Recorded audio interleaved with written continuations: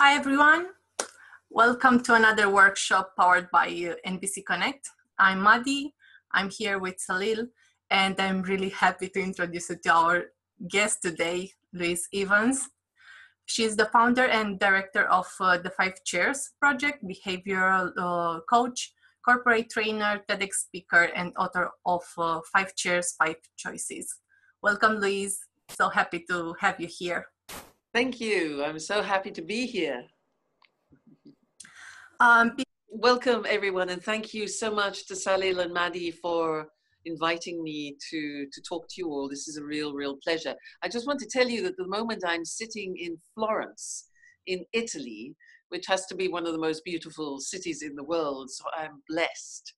But I'll tell you a little bit about my background. I am, in fact, from a Welsh family. But I was born in Cambridge in England, and my professional career really started when I went to Germany. I've lived in France and Germany. That's where I started my career. And at that time, I was doing communication skills and teaching English as a foreign language. And then I moved to Italy. That was a big change. And I've been living in Italy now for the last 30 years. So it's a big part of my life. I fell in love with Italy, the culture, the people. And I can hear you saying, I'm probably an Italian man as well. Well, I fell in love with several Italian men. They're very attractive. But no, in fact, my life partner is from Palestine. So that has been a very important education in my life to be so close to somebody from Palestine. And I work with large corporations or companies of all different sizes, and I've been working now with companies for the last 35 years.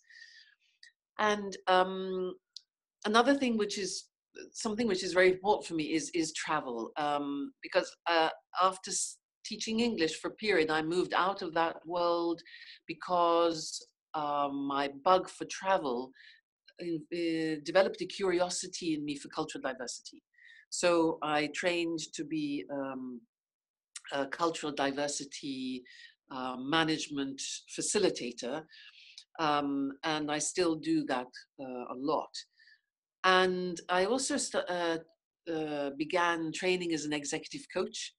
And during that course, I came across somebody who had done nonviolent communication with Marshall Rosenberg.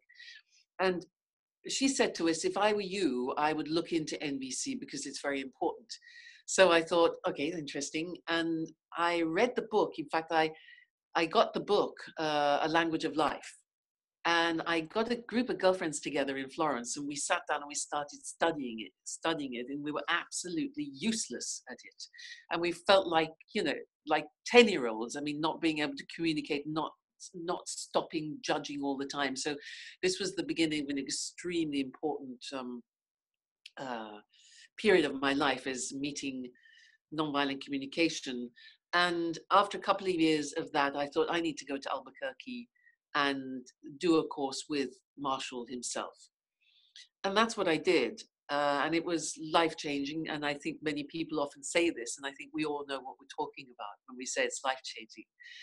And after that, I also frequented various other people from the NVC world, in particular Deanne Killian, who's also working a lot in businesses.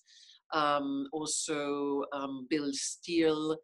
There was Martha at the retreat as well, and Greg Kendrick as well. So and Robert Gonzalez. So I've been doing different courses since that initial meeting in Albuquerque, and I came away thinking this is so important.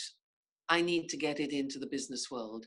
And that's how the inspiration came for developing the 5 Chairs. And I've been working on this project now for 7 or 8 years. I published a book last year, and I was invited to do a TED TEDx talk here in Italy, which was a great honor. And so what I'd like to do today is really to take you through what the 5 chairs is. The 5 chairs is not it's a mind tool. It's to help people slow down and look more closely at the way they're thinking and at the way they're behaving, and also communicating. And I think, having frequented the business world for so many years, I was often aware that the people are under a lot of stress.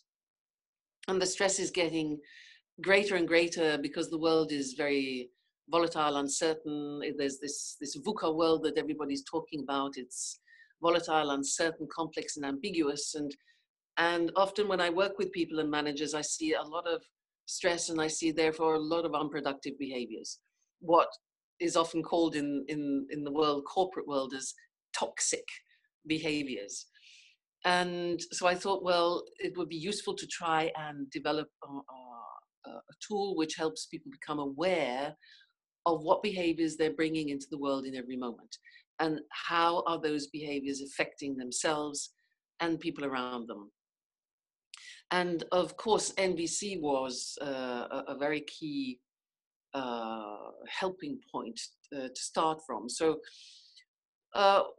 what I did was, there's an idea in nonviolent communication, which is the 4 ears. So I looked at that and I sort of transformed it into the 5 chairs. And you know, there are quite a lot of modules around, like 3 chairs, 5 chairs, 4 ears, probably 4 stools and all sorts of things. Anyway, the 5 chairs is something which takes you on a sort of journey from unconscious behavior to conscious behavior.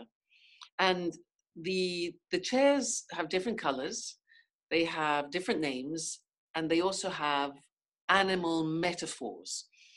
And when I'm training, I have them I have chairs in the training room with me, and I use covers for the chairs, which I will show you in a minute.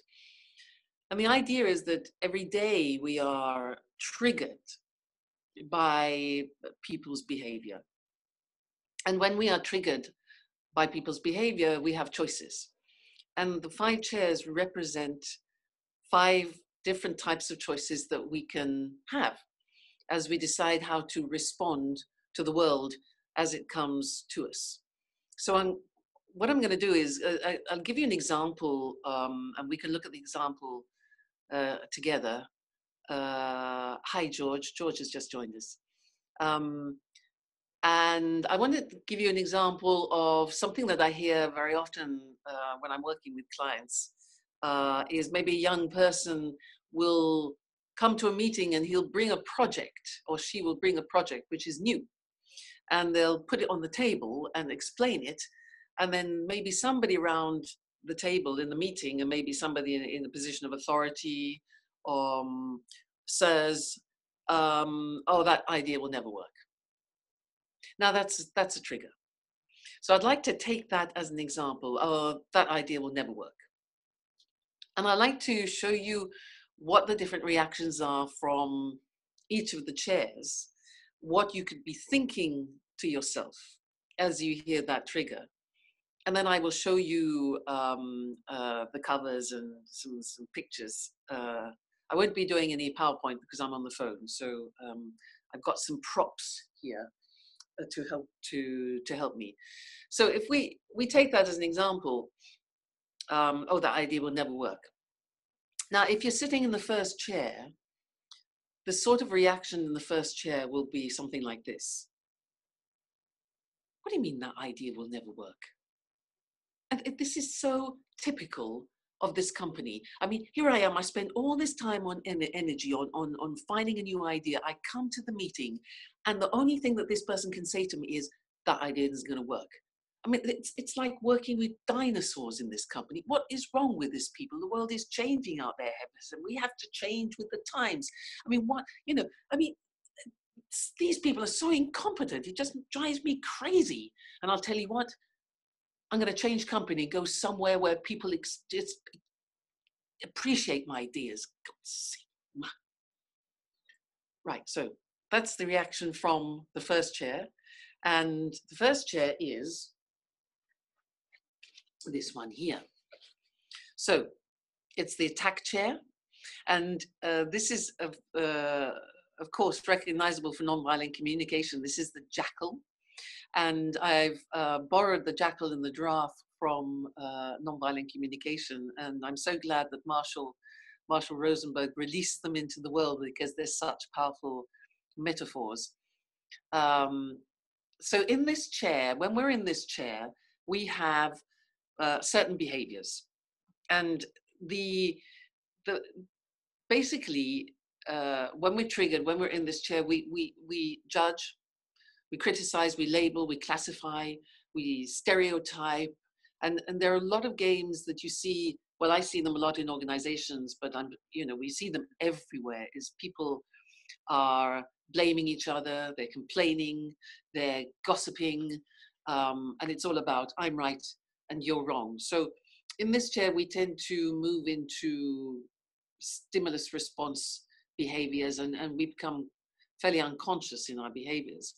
And what happens when there is a lot of this behavior around in companies is that you get conflict, you get poor collaboration, you get lowered performance, siloism, departments which are fighting each other, and aggression. So it's the sort of behavior that leads to a lot of conflict. And the thing is that we do it all the time, and I think we've talked about that so often in nonviolent communication, is that we all suffer from unconscious bias, and we have a brain that constantly judges. So the idea of the 5 chairs is to slowly bring us to a high level of consciousness about, as we're reacting, how are we reacting, and can we become conscious of that so that we can change it. So that's the first chair. That's the attack chair, and it's the jackal chair, which Marshall chose to display our more, let's say, unproductive behaviors. The second chair, so oh, by the way, when I think of the jackal chair, there's something that Maria Teresa said that I love and reminds me of what we can do when we're in this chair. She said, the more we judge people, the less time we have to love them. So that's an important statement for me. I think also our level of tolerance in this chair is pretty low.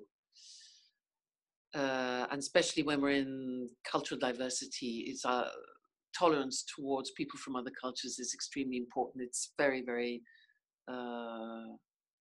it's very key right now with what's happening in world politics. And I think we need to be working on that an awful lot more. So if we move into the second chair, the reaction to the trigger. So the trigger is, oh, that idea will never work. In the second chair, what would happen? The sort of reaction in the second chair would be something like this. Yeah, he's right,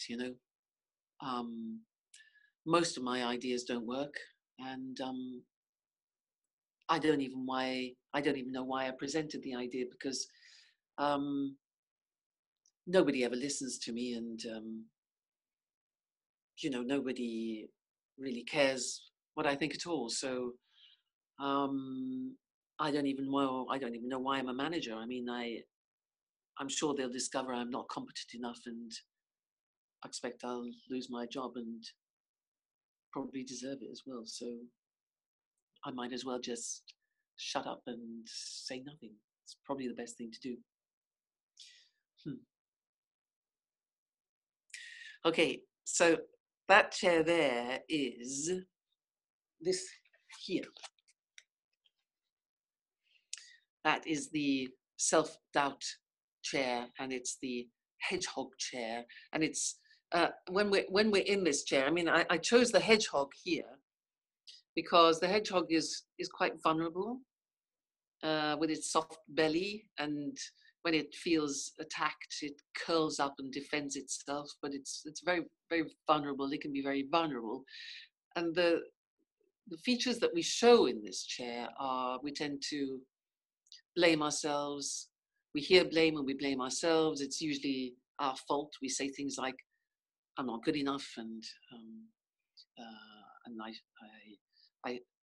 I suffer from shame and guilt and embarrassment, and I feel inferior, and I lose my self-esteem, and I have that voice in my head, that inner critic in my head, which is always telling me how incompetent I am. And this in companies is usually manifested by silence, something that is called very often toxic silence. And it's when people don't speak up. People don't speak up because they're afraid of the consequences, or they don't speak up because they feel their manager's not going to represent them anyway. So this is a difficult chair, and I think self-doubt is something that we all go through. We all feel it. I mean, it's potentially a chair where we can grow a lot. You know, we're aware that we're not perfect. The problem is that if we stay in this chair, we can tend to become victims. Whereas really what we need to do is to understand that we can help ourselves, and we can step up, and we can say, okay, I'm in difficulty here. What do I need to do? I need help. I need support. I need to go and help, ask for help. So this chair is, in a way, it's a vulnerable chair again, but it allows us to become aware of what could be the first steps to increasing our inner power. So that's the self-doubt chair. So these two, the attack chair and the self-doubt chair, are the ones that tend to keep us in more unproductive behaviors. If we move on to the next chair, which is this chair. So the reaction from this chair here is, the trigger is, that idea will never work. So in this chair, the reaction could be, okay, count to 10, take a deep breath. I don't want to judge the person. I want to suspend my judgment. Don't jump to any conclusions. Don't make any assumptions. Stay calm, in particular, stay calm, and stay curious. Stay out of judgment, in particular, just because I want to find out what's going on here. I need to observe. I need to pause, and I need to make a choice. So this chair is the wait chair. W-A-I-T. What am I thinking? What am I telling myself? And here, I think of my mother, who used to always say, you know, the famous phrase, stop, count to 10. And this chair here is represented by the meerkat. The meerkat, I chose the meerkat because the meerkat is, it's a wonderful animal. It just is very, very vigilant. It can spend an hour just guarding its family. So in this chair, we stop and we think, and we take some choices.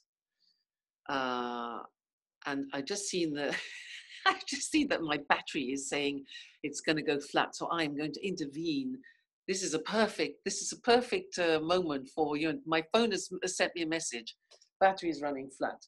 So you know, the first. If I was reacting from the attack chair here, I'd say, these damn phones, why don't they have batteries which last longer? That would be my reaction from the red chair. If I was reacting from the self-doubt chair, is, you fool, why you do this? Why don't you check your technology before you do anything like this, for heaven's sake? And now if I'm reacting to this in the weight chair, it's been just a minute. Hold your horses and take a deep breath and just sort it out, which is exactly what am I going to do, because I'm just going to change something here on my computer. So as I'm breathing deeply and sitting in a Zen position, no, that should be it. I'm back on track again. So that was a perfect example of, something comes at you and you can see the first 3 reactions to something in real time. Okay, so let's move on. So the weight chair is, as I said, it's taking some distance and breathing. Let's move on to the next one. I want you to tell me what I'm doing in this chair. Just listen to my reaction, and any of you tell me what you think I'm doing. So the trigger is, I was just thinking I should use the one that I had from the phone. That would be another example too. But we'll go back to when somebody says to you, that idea will never work. Okay. So number 1, I take a deep breath. Take a deep breath from the weight chair, which gets me into emotional stability, because that's really important. Then, so what's really very important for me is to have my ideas heard. I really think I have some good ideas here, which could be a benefit to the company, to the team, and also to my manager. And at the moment, I'm feeling a little bit sad and frustrated because when my ideas are not considered like that, I feel upset, because it is important for me to get my view across and get my voice heard. So I think what I need to do here is work on this idea, work on finding a way to get it across in a convincing way to be able to see their point of view. So a lot of the responsibility lies with me, is my ability to sell the benefit of my idea to these people so that they can really get it. So that's what my responsibility is in this chair, and this is important for me. So hearing that, I just would like to ask anybody out there, what do you see me doing in this chair? If anybody would like to tell me what I was doing there. Moira, would you like to unmute yourself? Oh, Yes. Salil unmuted you, so Okay. just go ahead. Yes. Well, it seems like from what I've been practicing, the NVC technique, in where you checked in with your feelings, and your feeling was sadness, frustration, I think was the other feeling. And Yes. you checked in with your needs, which was your need for your idea to be heard. Well, I guess you did observation too, because you observed that you weren't, what you were feeling and what you were trying to get across wasn't being heard. Yeah. You observed that, and then you voiced your need, which was to present your idea, which you believed was a good idea for the benefit of the company, and that satisfaction you would like to have. Fantastic. That's wonderful. Thank you so much, Moira. In fact, what happens in this chair is that we go into full nonviolent communication. This is where observations, feelings, needs, and requests come into their own in this chair, because it's about being assertive, and it's about understanding what's going on in yourself. It's about self-awareness, needs awareness, and also your responsibility in the sense of your ability to respond to life. And so it's the awareness. If I don't know what's going on inside me, then I can't intervene. So what are my feelings? What are my needs? And what is the request? And in this situation, the request that Marshall always talked so much about, how important it is to have requests, would be in a situation like that, would be to ask the people to give me more time to explain my idea in greater depth. And there I would have to step up and really understand how I can change my ideas so that they can see the benefit to them of their idea. Very often I think what we do is we sell ideas, but we don't think enough of selling what the benefit is to other people. So maybe there my responsibility is to work in greater depth on how I am presenting it to other people. So does that make sense? So this is, thanks. So thanks again, Moira. So this is really the observation, feelings, needs, and request process comes from me out of this chair. This chair here is the detect chair. I called it detect because it's me looking at myself and trying to self-analyze myself. It's looking at the witness going on inside me and being very aware of what is happening internally. I chose the dolphin, I think, because the dolphin is such an intelligent communicator, wonderful animal, and so many beautiful characteristics to the dolphin. I think it sort of represents us in the mammal world of when we can be at our very best, when we're not afraid to speak up. And I think this is a lot of nonviolent communication for me, is how it gives us the power to speak up and speak into the world in a way where people can hear us and collaborate with us. My phone's sending me messages again. If you ever see me doing this from time to time, it's because I'm managing the phone. So that's the fourth chair. Now we go into the last chair, and I will ask you to do the same here. So again, we go back to the trigger. The trigger was that idea will never work. Okay, so, right, deep breath. The reaction from this chair is going to be something like,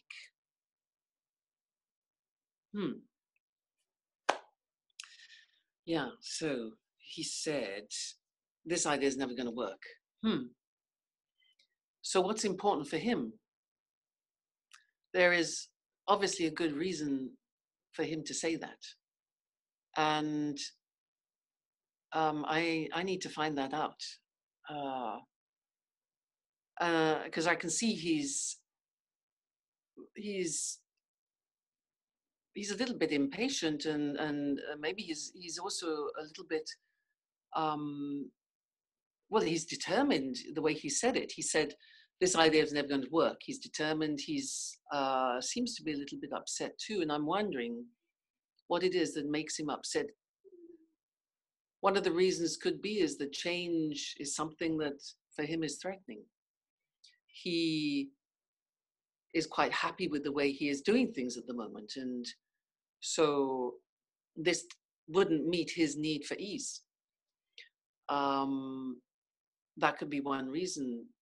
Maybe he really isn't convinced at all by my idea, so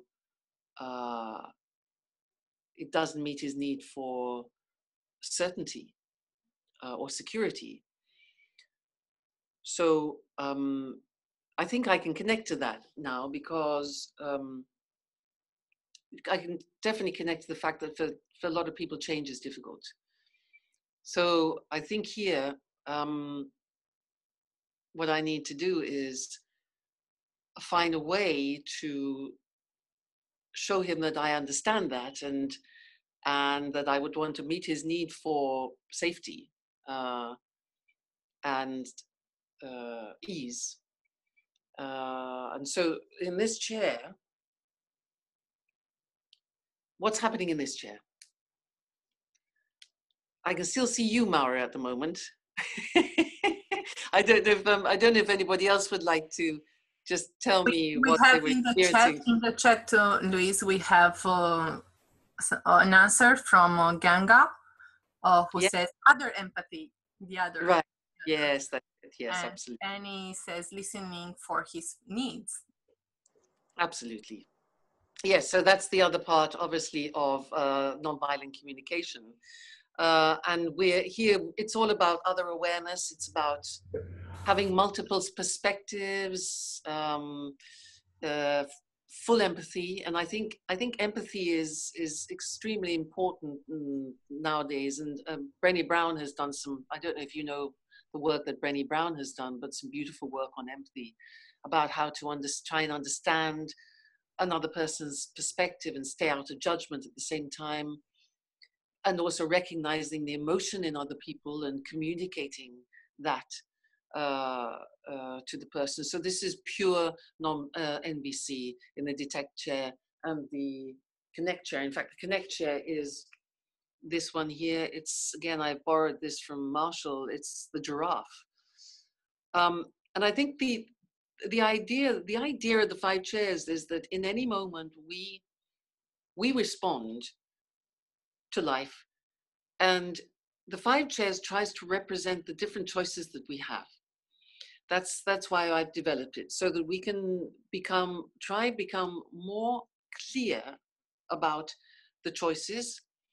And something that really drove me to build this model was something that Viktor Frankl said.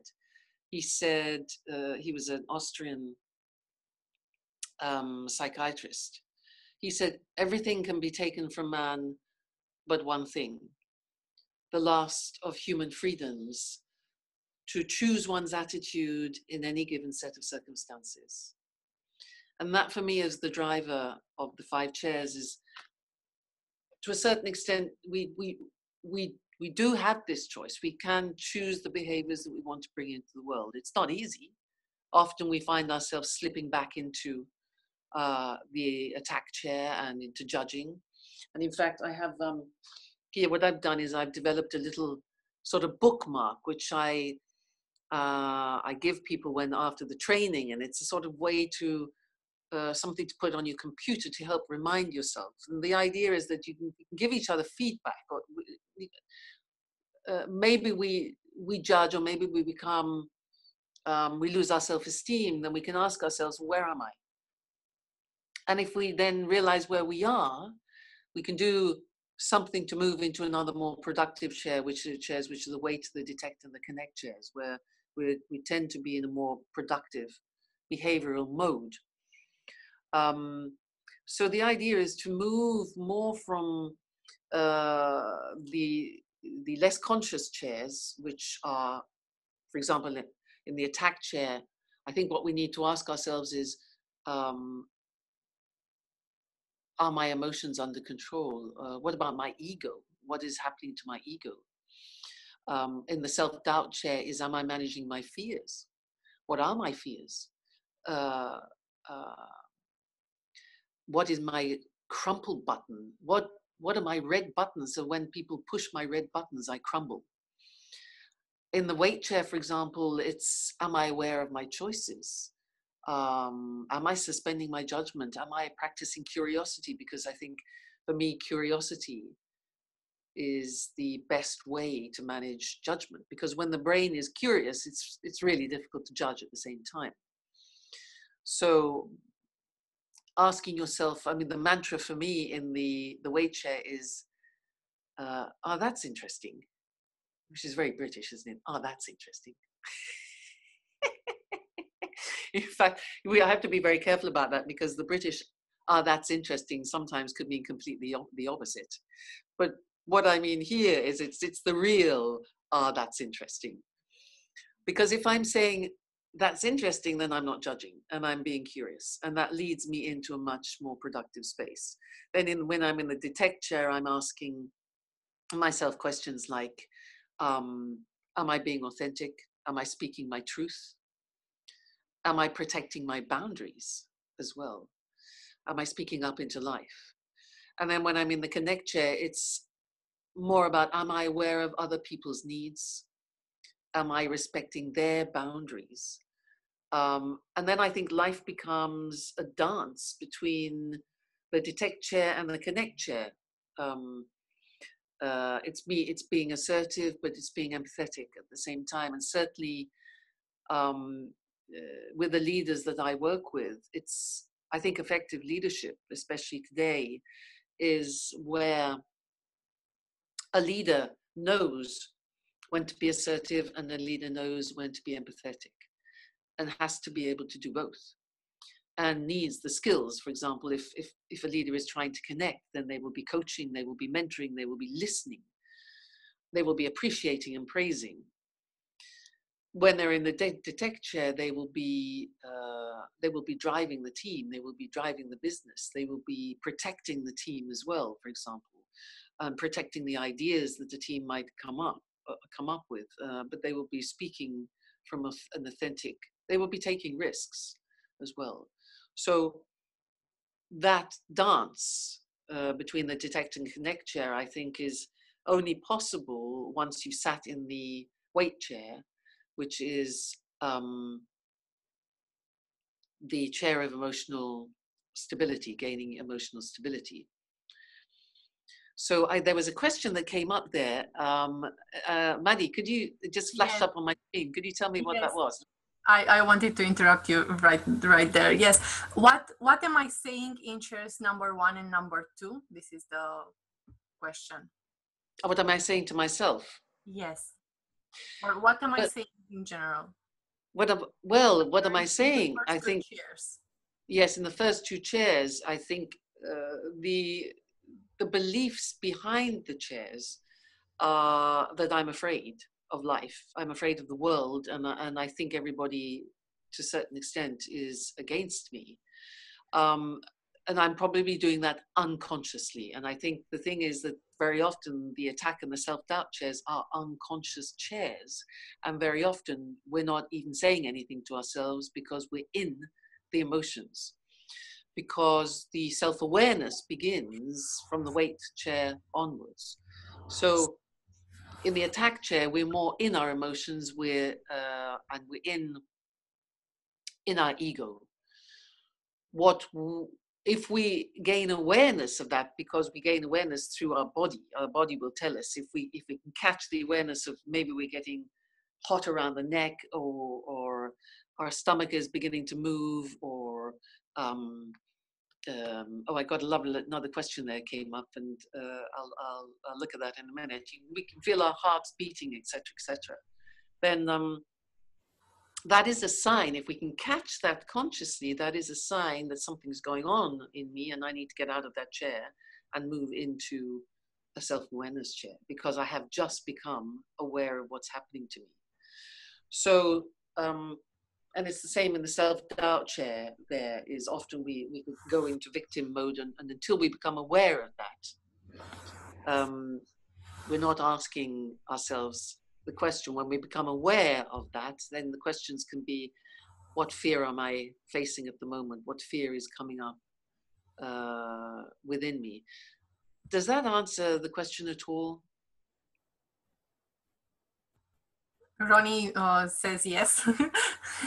Yes. Thank you. Thank you very much. The other question is, could you share application of the 5 chairs in boardroom corporate setting? Sure. I think what happens with the 5 chairs is when you share the 5 chairs with a team or boardroom setting, people begin to recognize what behaviors they bring into the world in every moment. And what I have found is that managers will very quickly see themselves sitting in the various different chairs, and behaviors like in the attack chair would be unconscious behaviors, like maybe when, this is one example, when people bring an idea and you shoot it down, when you don't include, if you're having a meeting and you don't include certain people in the decision, you only include the people who are like you and the people that you like the most, then that is an attack, unproductive, unconscious behavior. It's criticizing other people's ideas, not appreciating other people's ideas. It's also subtle behaviors like choosing people to be in your team because they are like you, rather than choosing somebody who is different to you, which is going to be much more useful to the team. So I think what happens is that when I present it to people, they recognize their behaviors in a non-threatening way. and you can take situations and move through the chairs. I just got another lovely.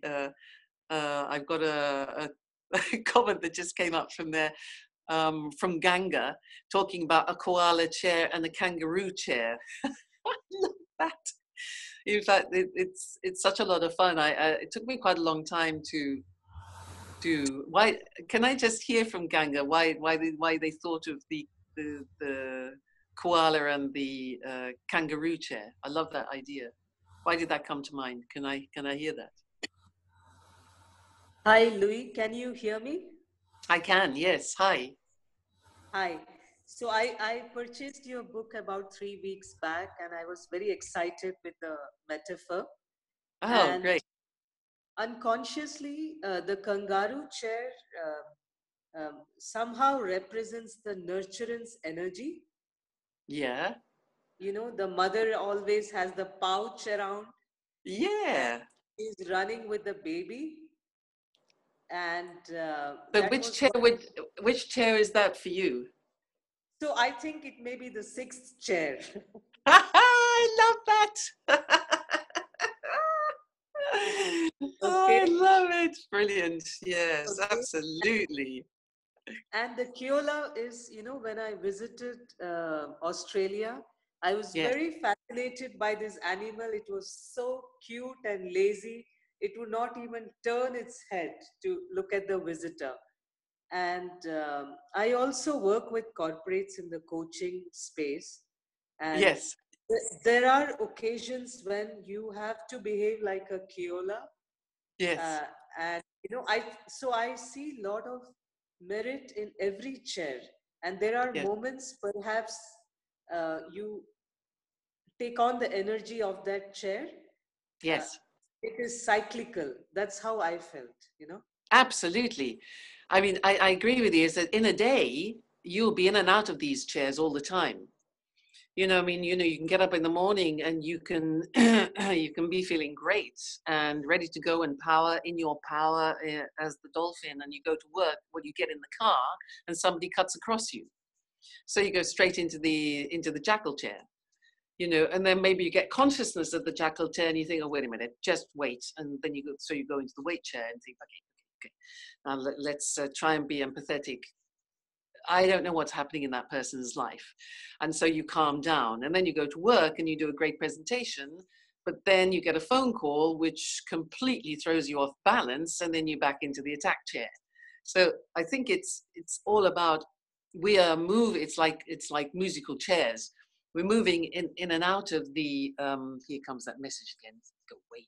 We're moving in and out of the chairs all the time. And the idea is that we need to try and spend a lot more time in the weight detect and the connect chairs, and spend as little time as possible in the other two chairs, the red and the yellow chair. But we are going to be there, and we need to love those chairs as well, because it's part of, you know, the way we develop.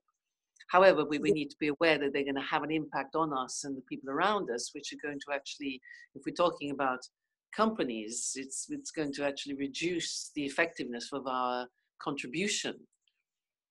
Yeah. And just to add one liner, you know, I do work in the space of shadow and unconscious. Yes. And sometimes I notice that there is a hesitation for the clients to even acknowledge that they may be operating on certain beliefs that are not productive. Absolutely. So I think the tool you have come out with is so playful. And with your permission, when I use your model, I'm going to add few more chairs. Oh, wow. Well, that's interesting. The kangaroo is a fun idea. And I can, yes, tell me more about the kangaroo. Yeah, so, you know, like one of the clients I'm working with, they are going through a very delicate merger and integration. And Yes. There are two different points of view in the company, represented by two leaders. So one is more like the kangaroo. he wants to take everybody and run and protect and nurture. And the other says, look, you know, it is so volatile. I would just be like a Kiola for some time, you know? Yeah, so that's a little bit like the weight to a certain extent. Or here, it's an anxious wait because he's not having any He's not visibility. looking, right, yes, he's not looking at it straight in the face. Oh. Yeah. So I really like the framework, and thank you for this session. It's really beautiful. Thank you so much. I will be thinking of you and the other animals. Okay. Lovely. Actually, it wasn't easy to choose them because I thought about weight. I thought of the owl, but the owl has negative connotations in many cultures. Yeah. So it's not universally, yeah. So here in Italy, it does, and in the Middle East as well. I'm not sure. Are you in India? Yes, I'm based in India, Bangalore. Right. So what does the owl mean in India? So in India, actually, owl is considered very auspicious. Owl is the vehicle of the goddess of fortune. Right. Oh, interesting. Okay. Yeah, thank you for that. Wonderful. Yeah. So maybe in your cultural diversity piece, this can be an add-on. Yes, absolutely. Thank you. Thank you very much. Thank you. Thank you. There was something else came up there. I noticed a message. It was a comment from Cesar, if I'm pronouncing that right. In such cases, we can go to chair 1 or 2. I think it was about what you were discussing with Ganga. It came around that. Yes. Yes. Okay. So is that answered? Is that question answered, do you mean? Yes. Mm-hmm.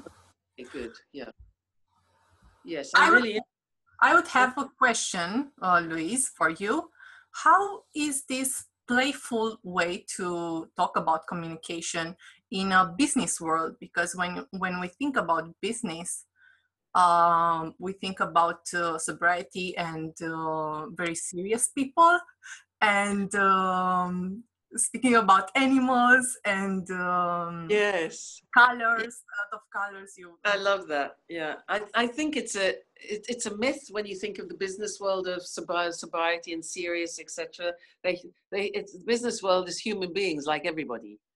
You know, I think the thing is that the business world moves very fast. You know, there's the company life is about working with procedures and processes to build projects and services and get them out into the world with speed, and there's a lot of competition. So the business world is under a lot of pressure. The people in the business world there is all sorts of, it's the human race represented at all different levels, and I think what I love about the business world is that, you know, I found challenging at the beginning, but I really love now. It's very fast moving. You have some very, very bright people in the business world. And people want to play because of the levels of stress, you know, because of the pressure that you're under. They love, I mean, I go into training with these two, where's he gone? Some people think I'm mad. I go in with Marshall's jackals and giraffes, you know, and they absolutely adore them. I mean, I've had some cases where I've been working in factories, and I've left the training room, and I came back once and I found the jackal. It had a paper hat, which the workers had created. They put it on the head. It had a cigarette stuck to its mouth, its tongue out by the side, and some glasses on its head. And they said to me, Louise, that's what we're like. It was just brilliant. And I often find, you know, I mean, whenever there are judgments happening in the training room, I throw the jackal at people, and they love it. You know, they start throwing the jackal at each other, and it's a reminder of you're judging. Stop judging. So I think I think you have to be very confident yourself about this, and I have never had any pushback. Quite the opposite is people relate to the colors, they love it, they like to have fun, and no, yeah, not at all. I think it's a non-threatening way of talking about communication. Thank you for the question, though. It's very important. Learning, yes. And learning, yeah. We have one more question from Cesar. Can we use your concept without the third chair, the green one? What will be missing if we do that? Well, I would really like to keep it integral, this, because the 5 chairs is, I've designed it as the 5 chairs, and it's a bit like, Bridget with the dance floors. She's created, yes. I would really like this model to be respected as it is. I mean, that's a sincere request to everybody. I'm developing also programs now to help people who want to use it. But I want to be very honest about this. I wouldn't be too happy about deconstructing the chairs, no. Because I put a lot of thought into this, and I see it as an integral tool. So I hope that's who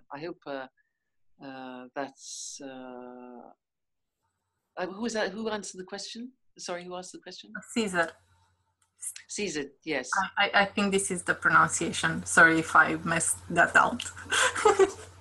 No, is that how does that sound to Caesar? Yeah.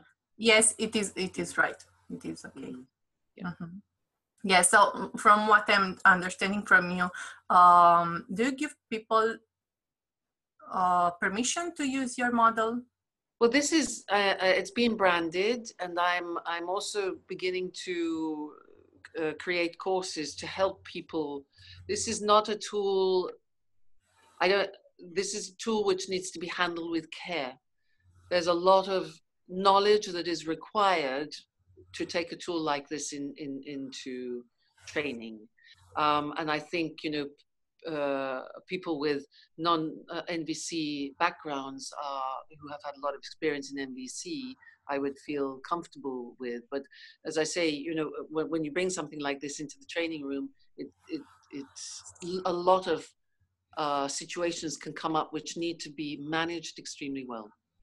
So it's something that I really I'm working on right now, on the branding and on helping people use it with integrity. I think this is the most important thing for me right now. Mm-hmm. And the book helps. Yeah, thank you for that clarification. Because I saw some underlines this question, and I'm happy that you have this process in mind. We have an hour, so that was the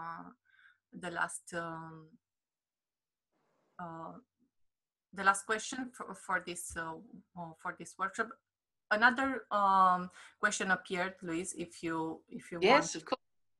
Do you do meditation with the 5 chairs? I love that question. Maddie, it's mediation, not meditation. Mediation. Oh, right, mediation. Yeah. Thank you, Salil. Yes, that was Hortensia, was it? Yes. Yes. I mean, she's really got me thinking about meditation with 5 chairs. Were very interesting. Yes, mediation. Yeah, mediation. I think it's a tool which is absolutely very helpful. Yes, the question to that is definitely it's something that can be used as part of the mediation process, for sure. But as I say, this is it's the sort of result of 7 years of work, and now the more that I'm seeing its success, the more I want to make it available to people who feel that they would like to use it and help people by developing programs, etc., that I can then share. And I'm in the process of doing that. So we need to stay in touch around it. Yes, please. When the process is done, please let us know, and we will share with our community. No, absolutely. I mean, I think it's, you know, because there's so much of it which is inspired with NVC, it's something that I would really like to give back to NVC. So I noticed there was a question. There was. Yes, I will answer to that question. Yeah. The question is, what is the title of your book? But I wanted you to finish. Yes, the book is 5 Chairs, 5 Choices, and I love it. It's one of those books that you can read in 2 or 3 hours, or you can read in months, because Louise writes as she speaks. When I read from her book, it's like she's staying next to me and she's speaking to me. And she gives examples and also gives exercises, so you can practice everything that she says there. So, like I said, you can read everything without doing the exercises in 2-3 hours. That's it. That's the book. But if you want to stay with each exercise and practice, that will take more. And this is what I love about this book, because it gives you freedom to do what you want with it. And I really recommend it. 5 Chairs, 5 Choices. Thank you so much. You can have it in paperback on Amazon or on Kindle. I have the Kindle version. That's why I can't show you my book. Yes. But in paper, the physical book, it's like Louise has. And also more about Louise, you can find out on her website. That is the5chairs.com. 5 with the number, the5chairs.com. www.the5chairs.com. Thank you very much. Yes. Salil also wrote both the name of the book and the URL for the website in the chat. So if you want to see that, go in the chat. Yes, I'd love to stay in touch as well, Mehmet. It was. Yes. Yes. So, and with anybody, I mean, I would love to stay in touch about this, and I love the co-creation thing. I guess if they go to your website, you have their the contact form. Absolutely, yes. So no, I think I would be very, very happy to continue offline talking about this, having fun. So go to her website and write to her. Wonderful. Great. Thank you, Louise, so much for sharing all that knowledge with us. It was absolutely wonderful for me to hear it again. Yes. Shall we unmute all at this time? Yes, we can unmute. We will unmute everybody so that you can say goodbye. And Louise, if you can stay 10 minutes more for a follow-up. Sure. After everybody is out of the meeting. Seema, thanks a lot for my first lovely experience. Thank you, Seema. Wonderful. Bye-bye. See you. Bye. Bye. Thank you. Bye-bye. Thank you. Thank you. My Moria, to see you in the car. Thank you so much. That was really enjoyable. Good. Oh, there you are in the train. Are you still in the train? Yes. Fantastic. So glad that you're with us. It looks as though you're stopped at a station now. Yes. Near, well, we're not far from Copenhagen now. Oh, great. Lovely. Have a good journey. Thank you. Bye-bye, Louise. Bye. Bye. Lovely speaking to you. And the kangaroo. I love it.